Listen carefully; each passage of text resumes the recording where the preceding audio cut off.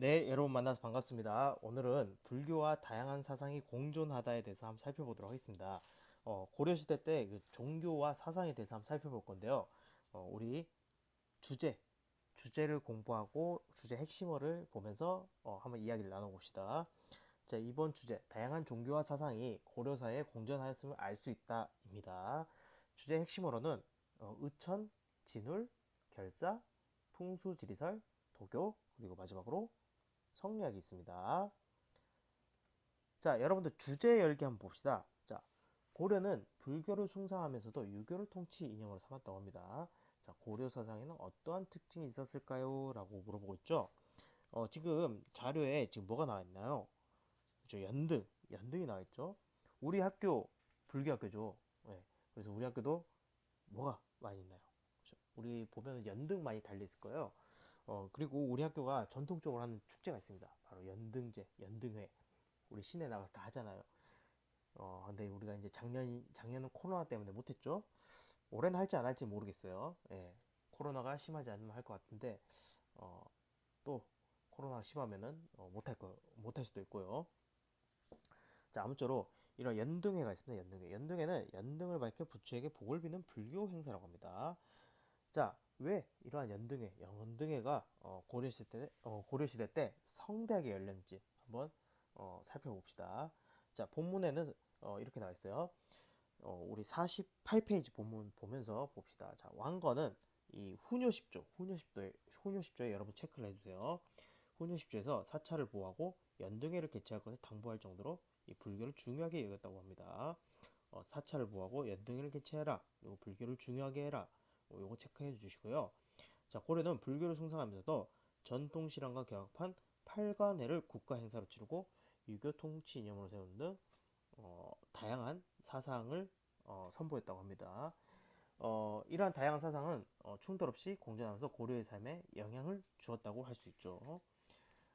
자, 훈요 10조입니다. 같이 보고 있는데요. 훈요 10조는 여기 보면은 6조에 연등회와 팔관회는 함부로 가감하지 말 것이라고 되어 있습니다. 그만큼 이 연등회, 그다음에 팔관회를 고려에서 중요하게 여겼다고 생각하는 거죠. 여기 보면은 이외에도 또 사상과 관련된 내용이 뭐가 있을까요? 네. 보면은 뭐 사원은 도서는 설에 따라 함부로 짓지 말고 뭐 이런 것도 있고, 그다음에 서경은 수덕이 순조로워 중요한 것이니 뭐 100일이 넘게 머물고 이렇게 돼 있죠.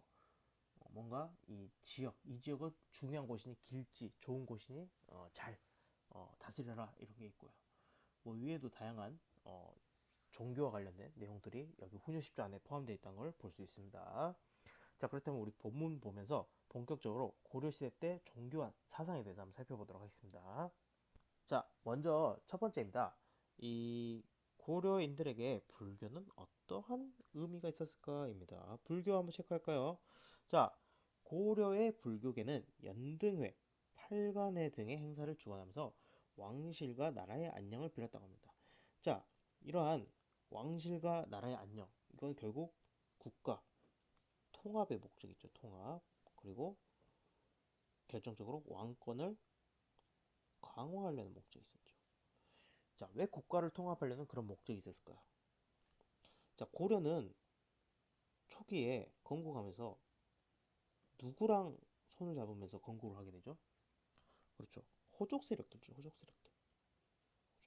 이러한 호족 세력들을 하나로 뭉치게 하기 위해서 그 사상적 구심점이 바로 이 불교였습니다. 불교. 그렇기 때문에 야, 우리 불교를 통해서 하나로 뭉쳐 으쌰으쌰 하자 이러면서 연등회와 팔관회 등을 중요하게 여겼다고 합니다. 자, 불교는 이러한 왕실과 나라와 긴밀하게 연결되어 있다 보니까는 다양한 혜택을 받습니다. 그래서 면세 혜택을 받고요. 그다음에 신도들로부터 이 토지를 시주받게 됩니다.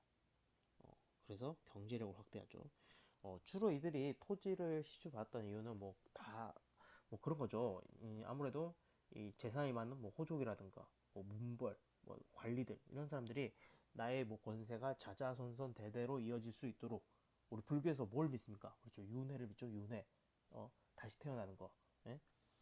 그 내가 죽고 나서도 나중에 다시 또 좋게 일어나자 뭐 그런 기원도 있을 것이고, 아니면 뭐 돌아가신 우리 아버지 어머니 선대 이런 사람들 좋은 데 가게 해주십시오라고 이렇게 얘기했을 거 얘기해주고, 다 그런 거 부탁해서 이렇게 시주를 갖다 바치는 거죠. 자, 이러면서 불교는 재산을 축적하면서 경제력을 확대합니다. 자, 이러한 재산을 바탕으로 해서 불교는 가난한 사람들을 치료하고 식량을 나눠주고는 이런 구호 활동을 구호 활동을 했죠. 자, 이외에도 일상생활에서 장례나 제사를 불교식으로 치르는 것이 일반화됐다고 합니다. 그래서 장례는 주로 뭘 했나요? 장례, 불교식 장례, 화장을 해줘, 화장. 그리고 제사. 뭐 때 되면은 불교에서도 제사를 다 치러주고, 우리 대표적으로 그 제사를 하면은 여러분들 그 영화 신과 함께 보면은 망자들이 어떻게 됩니까? 그죠? 뭐 부활하기 위해서 재판을 받죠. 그 재판을 며칠 동안 받습니까? 49일 동안 받습니다. 49일 동안. 그래서 우리 대표적으로 그걸 사구제라요. 사구제. 49제.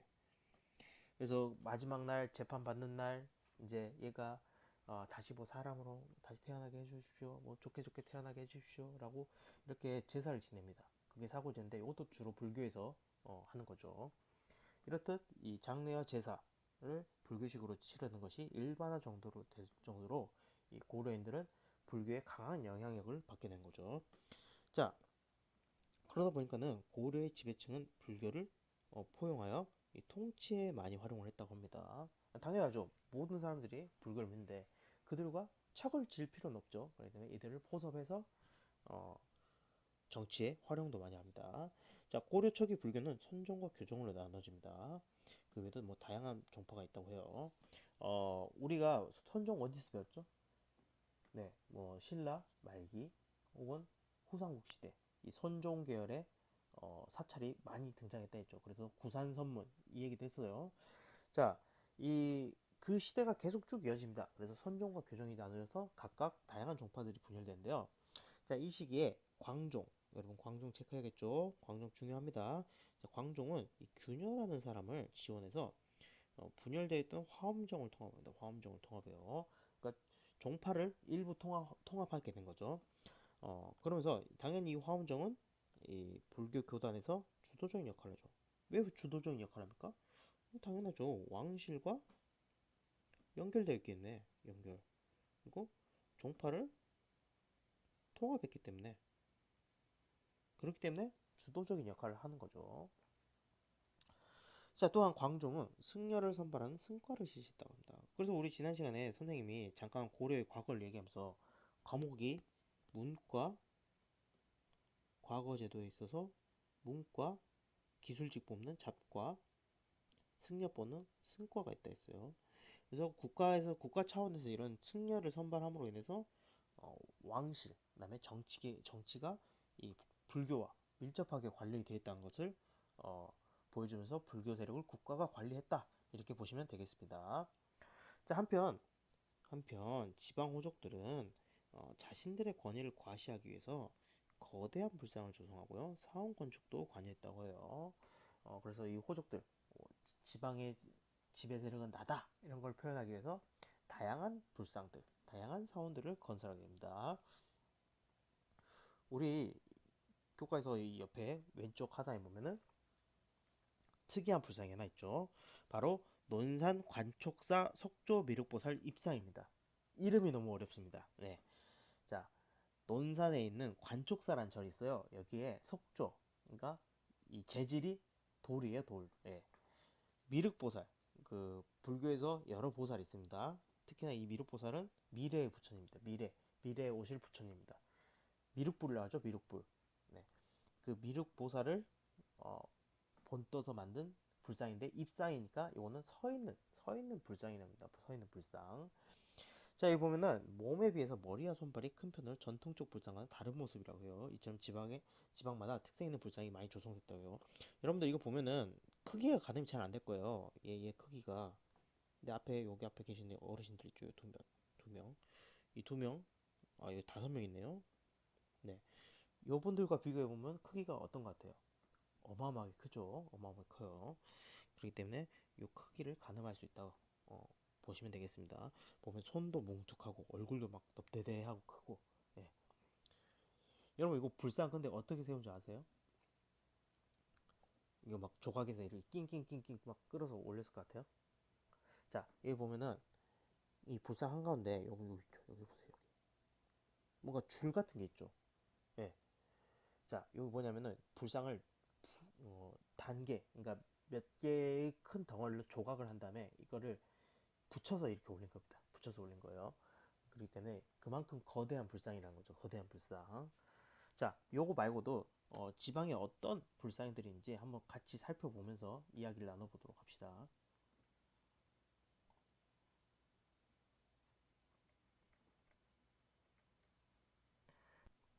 자, 아까 봤던 논산 관촉사 석조 미륵보살 입상이죠. 자, 이렇게 봐서는 좀 큰 크기 가늠이 잘 안 오겠지만은, 자, 여기 보세요. 여기 보면은 여기 건물이, 이쪽 건물이, 이 건물이 그렇게 작은 건물이 아니에요. 예, 근데 보면은 이렇게 길다랗게 크게 우뚝 서 있죠. 요거. 자, 요런 불상이 있었다. 거대한 불상이 있었다. 라고 보시면 되고요. 자, 요거 말고도 이 안동에 보면은 그 이천동 석불이라는 게 있어요. 여기는 이제 거대한 그 거대한 돌 바위덩이 위에다가 이렇게 조각을 해서 불상을 세운 겁니다. 여기 보면은 얘도 뭐 얼굴이 크죠. 넙대대하죠. 예. 여기 보면 실제로 가보면 진짜 엄청 큰 불상입니다. 예. 여기 있고 그다음에 경기도 파주에 가보면은 어, 요 불상이 또 이런 불상이 또 있어요. 여기 보면은 요거도 마찬가지로 바위 위에다가 이렇게 부처님 얼굴 이렇게 딱 세우고 이렇게 만든 불상입니다. 규모가 어마어마하게 큽니다. 예. 그만큼 호족들이 자신들의 세력을 과시하려고 이렇게 불상을 조각했다고 보시면 되죠. 자, 우리 이거 보면은 삼국시대 신라의 대표적인 불상인 어, 금동 미륵보살 방가사유상입니다. 보면은 이 불상은 보면 좀 세련되고 그다음에 뭔가 좀 예술적인 감각이 매우 뛰어나죠. 요 오른쪽에 있는 불상에 비해서. 자, 이건 선생님 추측입니다만은 아무래도 호족 세력 어떤 세력입니까? 지방의 세력이잖아요. 그러니까 중앙 수도와는 좀 떨어져 있고 그렇기 때문에 이들은 선진 기술이라든가 이 세련된 기술을 확보하기엔 조금 부족했을 거예요. 그렇기 때문에 이러한 미적으로 뛰어난 감각의 불상을 제작하기보다는 좀 투박하면서도 그다음에 거대한 불상을 주로 어, 만들었을 것 같아요. 네. 그렇기 때문에 고려시대 초기 뭐 불상의 특징은 바로 거대한 불상이 있다. 지방 호족 세력이 관여했고 이런 특징을 알아두시면 좋을 것 같습니다. 자, 다음입니다. 자, 의천은 어떻게 불교를 통합하려 했을까입니다. 의천입니다. 의천. 의천 체크해야겠죠. 여기서 중요한 사람은 의천입니다. 자, 고려의 처지가 안정되면서 왕실과 문벌의 지원을 받는 교종불교가 융성합니다. 교종불교가 융성해요.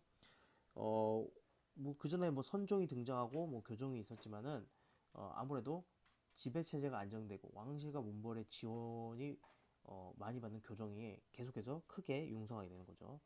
뭐 사실 어, 여러분들도 생각을 해보세요. 이 나만 갖고 있고 나만 누릴 수 있는 그런 권력이 있으면 얼마나 좋습니까? 그러니까 종교에서도 그러고 싶은 거예요. 교종, 경전을 중심으로 하는 어, 종파잖아요. 그러다 보니까는 야, 글을 읽을 수 있는 사람만이 성불을 할 수 있고 글을 읽을 수 있는 사람만이 이 종교적 혜택을 누리고 그렇기 때문에 이 교종불교가 계속해서 융성이 되는 거죠. 자, 그러다가 왕실에서 왕자 출신으로 출간 의천이 어, 의천을 후원하게 됩니다. 의천 체크해야겠죠. 자, 의천은 왕실과 밀접 접촉했던 이 화엄정을 중심으로 해서 교종을 통합하고 나아가 천태종을 새롭게 개창했다고 합니다. 여러분 천태종 체크해야겠죠? 천태종. 자, 그리고 교종을 중심으로 선종을 통합하려 했습니다. 아까도 얘기했지만 화엄정은 그렇죠. 규녀 때 그 왕실의 지원을 받고 일부 교종을 통합했다고 했죠. 자, 의천은 이러한 화엄종을 중심으로 해서 천태종을 새롭게 만들고 교종 중심으로 해서 선종을 통합하게 됩니다. 자, 이러면서 이때 외친 게 바로 교관 겸수입니다. 교는 말 그대로 경전을 열심히 읽고 관은 어, 우리 선종의 특징이죠. 수행을 열심히 추구하자는 겁니다. 그래서 경전 읽고 수행하는 것은 따로 하는 게 아니라 같이 해야 된다 하면서 겸수, 같이 해야 된다고 이렇게 얘기를 한 겁니다. 자, 한편 의천이 죽으면서 이 종파 간의 대립이 이제 다시 심화되고요. 불교계는 권력층과 더욱 밀착하게 됩니다. 특히나 이 권력층의 밀착을 받다 보니까는 이 면세 혜택, 그다음에 지배층의 후원 이런 게 계속해서 꾸준히 이어지니까는 어, 더욱더 큰 경제력을 갖추게 되는 거죠.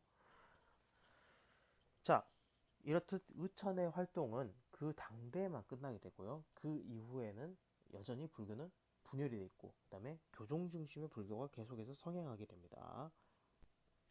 자, 진울은 왜 불교 개혁을 주장했을까입니다. 여러분, 진울 체크해야겠죠?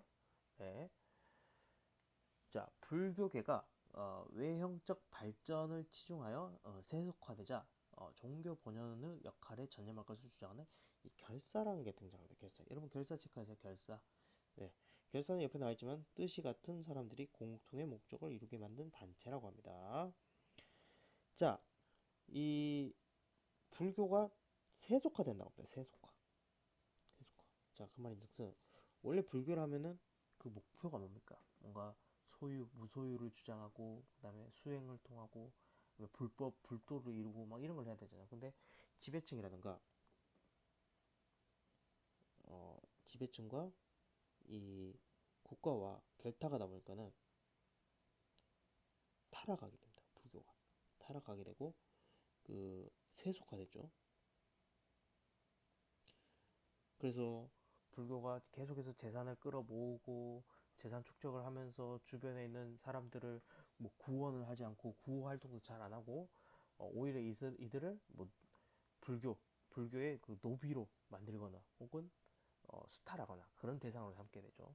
이러다 보니까는 야 이거는 참 이렇게 해서 어떻게 이 부처님 뵙겠냐 이러면서 이 다시 본질을 불교의 그런 본질을 회복하자는 주장이 등장하게 되는 거죠. 자, 그게 바로 결사를 통해서 나오게 되는 겁니다. 자, 이런 결사는 지방 세력의 후원을 받습니다. 자, 가장 영향력이 컸던 결사는 선종계열의 승려 진울이 만들었던 수선사입니다. 자, 이 수선사는 진울은 이 교종과 선종의 갈등을 해결하기 위해서 선종 중심으로 교정을 통합하려고 했습니다. 자, 그래서 이때 제시했던 이론이 뭐냐면은 정해 쌍수가 있습니다. 정해 쌍수는 교광 겸수랑 비슷한 말입니다. 예, 그러니까 뭐 수행과 그다음에 경전에 있는 것을 어, 둘 다 열심히 해야겠다 라는 주장이죠. 자, 이러면서 또한 내 마음이 곧 부처란 것을 깨닫고 꾸준히 수행할 것을 주장합니다. 이러면서 또 얘기한 게 있죠. 바로 돈오 점수죠. 돈오 점수. 꾸준히 수행을 하면서 결국에는 깨달음을 얻자. 이게 바로 돈오 점수입니다. 네. 이렇듯 이 진울이 만들었던 수선사 결사 이거는 오늘날에 뭐가 되냐면 바로 조계종이 됩니다. 조계종. 그래서 조계종은 지금 오늘날 우리 불교의 주류 종파죠. 주류 종파. 우리 학교도 어느 파가 만들었습니까? 그렇죠. 전라도 지역에 있는 조계종 계열의 그 사찰들이 모여서 만든 학교가 우리 학교죠. 자, 이렇듯 이 조계종을 중심으로 해서 진울의 수선사 결사가 활동을 하게 되고요. 자, 그 다음으로 요새라는 사람이 있어요. 요새는 백년사를 조직하고요. 실천을 강조하는 대중적 불교 개혁 운동을 추진하게 됩니다. 그래서 이걸 백년사 결사라고 해요. 백년사 결사. 그리고 이 요새는 이게 어느 계열이냐면 천태종 계열의 승려예요. 천태종 계열. 그래서 이 당시에도 여전히 청태종이 활약을 했었구나라고만 생각하시면 됩니다. 예. 자, 하지만 결사는 시간이 지남에 따라 점차 개혁적인 모습과 멀어져 갔습니다. 예. 자, 먼저 그 원간섭기의 불교계는 왕실 및 권무세종과 결탁해서 토지를 늘려가고 고리대나 상업 등을 통해서 부를 축적하는 그럼부터 여전히 타락한 모습을 보이죠. 그러니까 이러한 결사라든가 불교 정화 노력은 당대에만 그친 것입니다. 당대에만 그친 거예요. 그러니까 뭐 그 당시 주장했을 때는 우리가 이렇게 정화하자 하면서 관심을 많이 받게 되는 겁니다. 관심을 받으니까 지배층 세력에서도 야 너네 좋은 얘기한다. 우리도 좀 끼워줘 이래요. 자 그러면서 이들로부터 또 지배층으로부터 또 뭘 받을까요? 좀 후원을 받죠. 후원을 받으니까 이들 또 배가 부릅니다. 배가 부르니까 또 어떻게 되겠어요? 아휴 뭘 더 구원을 하고 뭘 더 열심히 사냐? 그냥 뭐 직업이 좋은 것 같다. 배도 따시고 등도 따시고 이런데 그래서 악순환이 반복됩니다. 또 타락을 하게 되고 세속화되는 겁니다. 그러면서 여전히 토지를 늘리고 그다음에 고리대나 상어, 부를 축적하면서 타락한 모습을 보이게 된 거죠. 자, 이러한 불교의 모습에 실망을 하고 나서 고려 후기에는 주로 이제 다른 사상이 이 불교의 자리를 대체하려고 노력을 하게 된 거죠. 자, 우리 그 교과서 밑에 보면 송광사가 있죠. 자, 여기는 진울이 수선사 결사를 했던 곳입니다.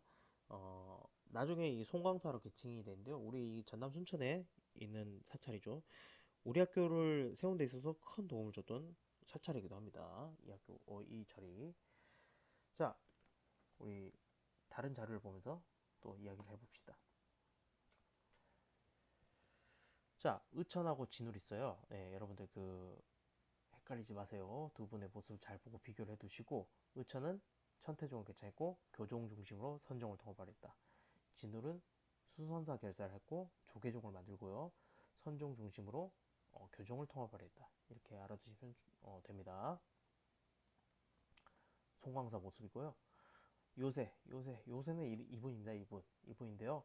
어, 백령사는 어디에 있냐면요. 지금 전라남도 강진에 있습니다. 네, 그 강진에 있는 사찰인데요. 여기서 요새라는 사람이 백년사 결사를 주장하면서 불교의 대중화를 위해 노력했다. 이렇게 알아두시면 좋을 것 같네요.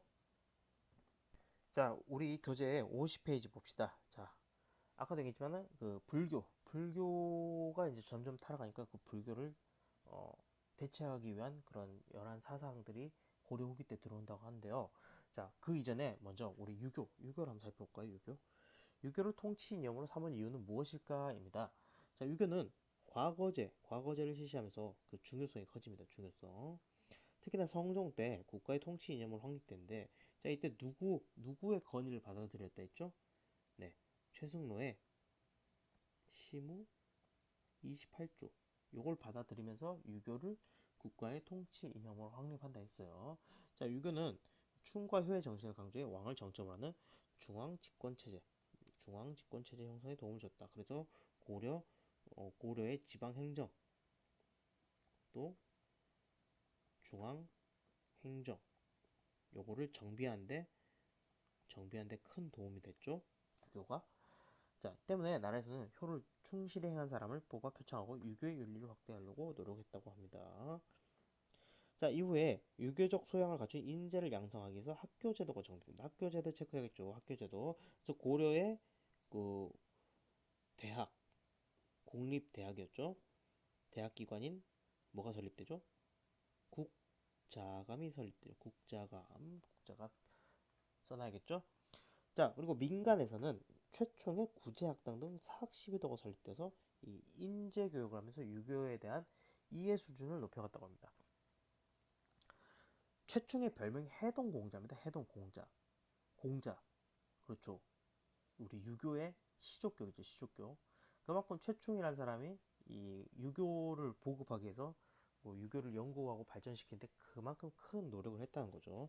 특히나 이런 구제학당이라든가 이 사학 시비도들은 이 민간에서 만들어진 학교예요. 그래서 여기에서 공부를 열심히 한 사람들이 유교를 얼마나 잘 가르쳤으면은 여기 있는 사람들이 막 과거 막 장원급제 다 잡아먹고 고위 간직으로 나가는 경우도 있다고 해요. 자, 그만큼 이 민간에서의 그런 유교 교육이 활발하게 이루어졌다라고 보시면 되겠습니다. 자, 고려 후기에는 뭐가 들어있냐면요. 성리학이 수용돼요. 성리학 체크해야겠죠.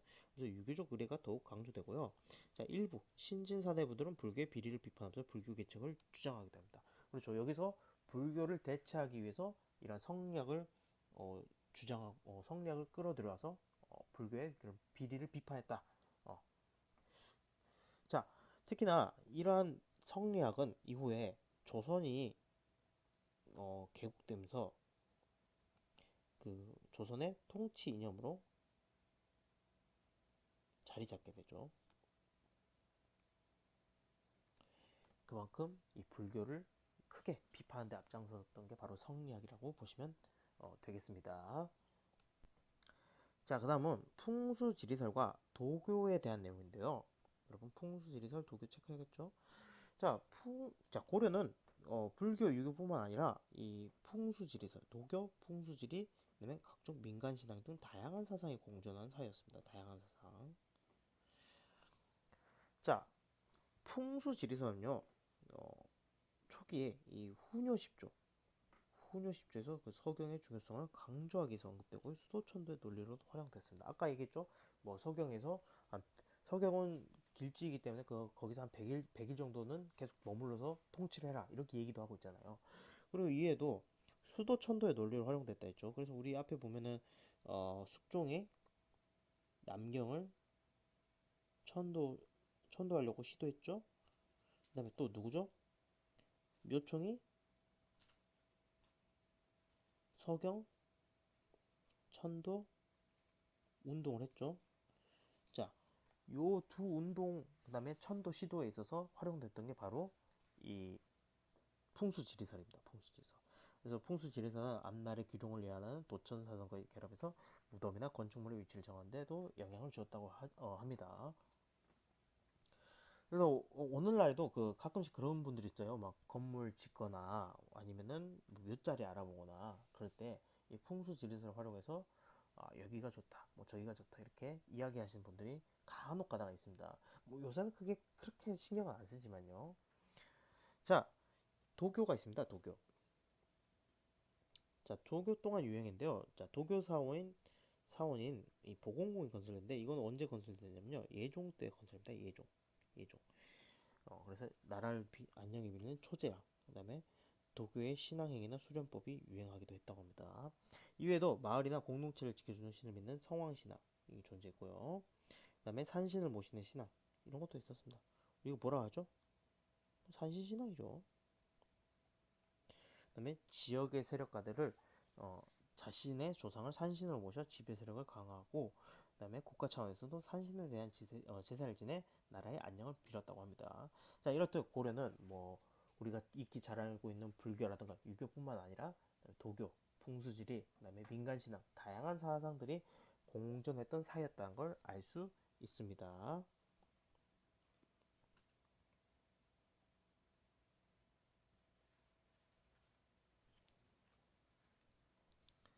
자, 50페이지 밑에 보면요.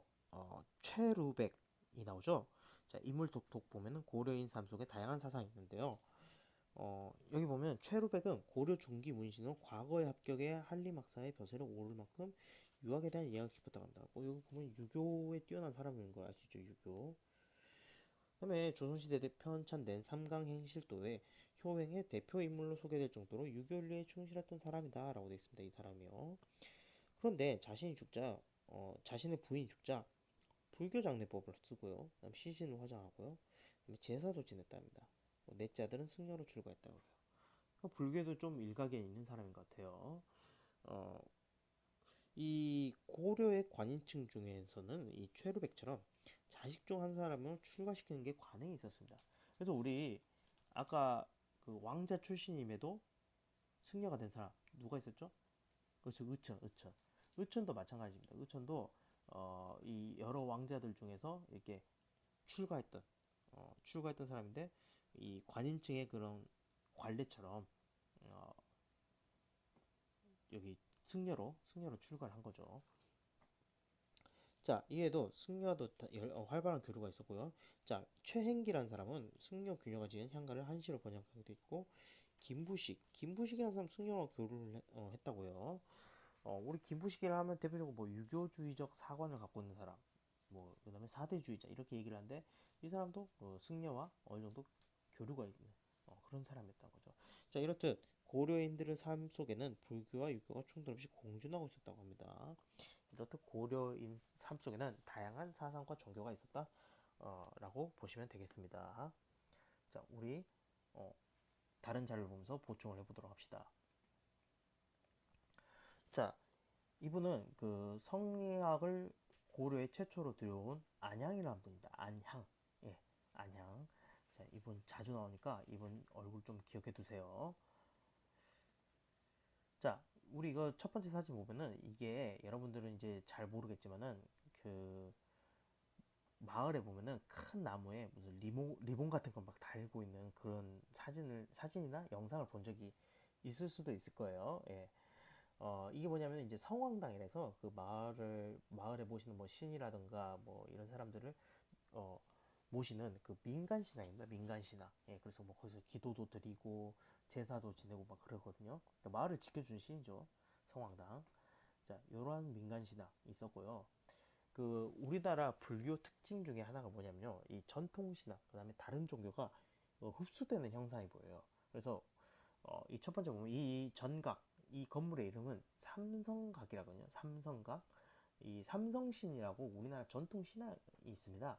그 전통 신앙이 어, 불교로 들어가서 이 정착된 사례라고 볼 수 있어요. 그러니까 여러분들 나중에 어, 사찰 같은데, 전 같은데 가서 보면은 건물 한번 보세요. 건물 한번 보면서 이런 건물이 있는지 한번 좀 찾아보세요. 만약 이런 삼성각이었다, 그럼 또 어떤 건물이냐? 산신각이라는 건물이 있을 수 있어요. 산신각. 자, 산신각 말 그대로 산에서 모시는 신을 어, 산에서 모시는 신을 모시는 그런 건물이죠.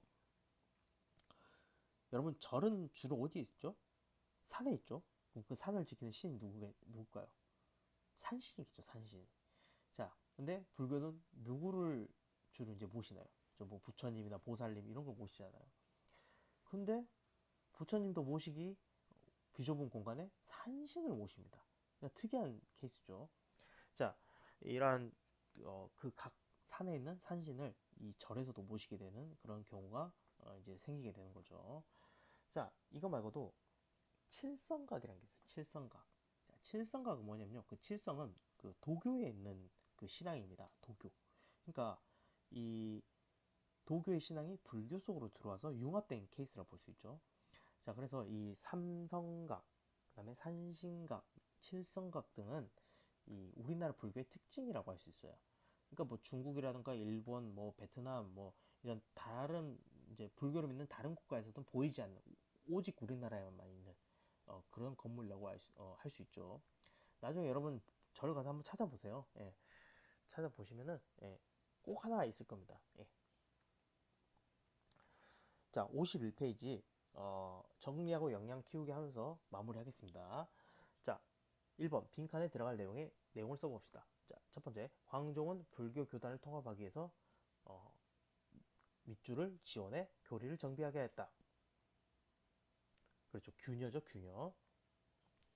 균열을 지원해서 화엄종을 통합해서 교리를 정비하게 했죠. 2번 고려는 국가 통치 이념으로 밑줄의 충과 효의 정신을 강조해 중앙집권 체제를 확립하고자 했다. 국가 통치 이념으로 뭘 활용한다 했죠? 그렇죠. 유교죠, 유교. 그래서 어느 왕 때? 성종 때? 그렇죠. 최승로의 시무 28조. 이거 기억해 두세요. 자, 밑줄은 후뇨 10조에도 강조됐을 뿐만이 아니라 요청의 서경천도 논리로도 활용되었다. 뭔가요? 그렇죠. 풍수 지리설입니다. 자, 2번. 다음은 고려시대 두 승려에 관한 내용입니다. 이를 보고 물음에 답해 봅시다.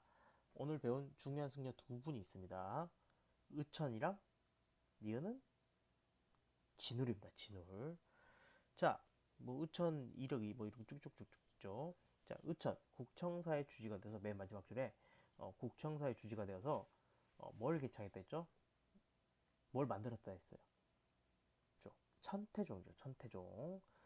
진울은 수선사 결사를 조직해서 조계종을 만들고요.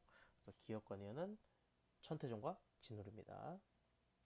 자, 위 두 인물이 불교계에서 공통적으로 추구하고자 한 내용을 이야기해 봅시다. 불교를 통합하려 했죠. 이 두 사람은 의천과 진울은 모두 분열되어 있던 불교를 통합하려 했죠. 그래서 의천은 뭘 중심으로? 교종을 중심으로 선종을 통합하려 했고요. 진울은 반대로 선종을 중심으로 교종을 통합하려 했다. 이렇게 알아두시면 좋겠습니다. 자, 다음은 훈요 10조 일부입니다. 읽고 탐구와 토론을 해봅시다. 자, 가나다 라가 있는데요. 가, 라를 관련 있는 사상별로 아래의 표에 정리해 봅시다. 자, 가봅시다. 가는 우리나라는 부처가 보호하고 지켜주는 힘에 의지함으로 사찰을 창건하고 주지를 파견하여 도를 닦게 하라 라고 되어 있죠. 뭔가요? 부처가 나왔고 사찰, 주지 나왔으니까. 불교죠, 불교. 자, 나 도선의 풍수사상에 따라 절을 창건하고 함부로 짓지 마라 라고 되어 있죠. 나는 뭘까요? 풍수지리설이에요. 풍수지리설. 뒤에 절을 창건하고 함부로 짓지 말라라는 것도 있지만은 중요한 거는 풍수죠. 풍수. 자, 다. 연등에는 부처를 섬기는 것이고 팔간에는 하늘의 신령산 물 용신을 섬기는 것으로 이 행사를 더하거나 줄이지 마라 이렇게 되어 있습니다. 뭘까요 이거는? 혹시 연등회니까 뭐 불교죠. 불교. 어, 팔관에는 뭐 불교 플러스 전통신앙 이렇게 보시면 되는데 지금 여기 전통신앙이 없으니까 불교만 체크하시면 됩니다. 자, 라. 간언을 따르고 남을 헐뜯는 말을 멀리하라. 요욕과 세금을 가볍게 하라. 뭔가 충과 효를 강조하고 그다음에 통치를 이야기하고 있어요. 유교입니다. 유교. 그래서 유교, 라, 불교, 가, 다, 풍수, 나입니다. 자, 뭐 요거는 넘어가도록 하겠습니다. 네, 이상으로 오늘 수업 마치겠습니다. 네, 수고하셨습니다.